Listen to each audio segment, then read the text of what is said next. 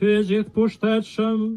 Festa e Shleshdrit mblodhi qindra besimtar në kishën shekullore me të njëjtin emër në fshatin Pruell të Lezhës. Kjo traditë e rikthyer pas restaurimit të kishës 6 vite më parë, me kontributin e vet komunitetit, bëri bashk banor dhe të ardhur nga zona të tjera.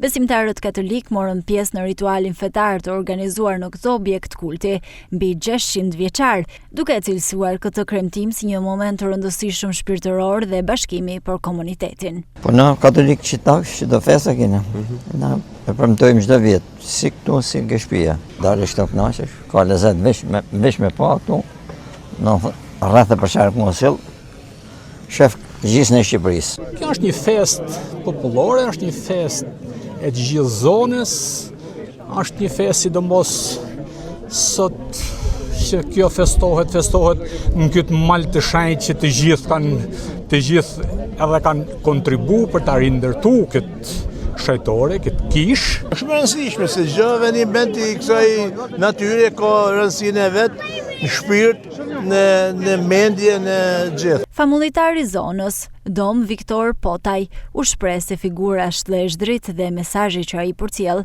mbetet frymëzim edhe në ditët e sotme, sidomos në një kohë kur urrëtia dhe porçarja mes njerëzve janë gjithnjë më të pranishme. Shëndeshdri, i njohur si Shëndeshdri Romak ose Shëndeshdri është Aleksandri Kolematis, biri i shenjtës Filiçit, i shekullit të dytë pas Krishtit, 165, i 7 vëlla që u martirizuan, i festuar në zonat tona, këtu në famullinë e Jezusit Variut Mirë, në kodrin e Bokjanit të njofton.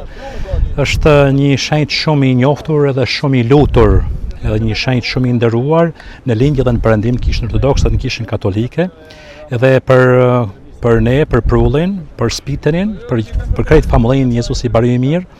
Ky shenjtë ka një veçanti dhe një rëndësi të madhe sepse, siç e thatë edhe vetë paraprakisht, më rrin t'i bashkoj të gjithë njerëzit nga gjitha anët dhe të frymëzoj me jetën e tij. Kështu që mendoj se është një frymëzim për kohët tona kur njerëzit nuk e kanë alfabetin e menaxhimit të ndjenjave dhe shpesh herë ndjenjat e urrëties marrin e përsi, që në Aleksandri mendoj se vahet një frymëzim i vërtet për të gjithë ne. Në ditën e Shleshdrit, pranë kishës së restauruar u përurua edhe memoriali me figurën e Jezu Krishtit dhe emrat e personave të varrosur dikur në këtë zonë, varret e të cilëve sot nuk ekzistojnë më.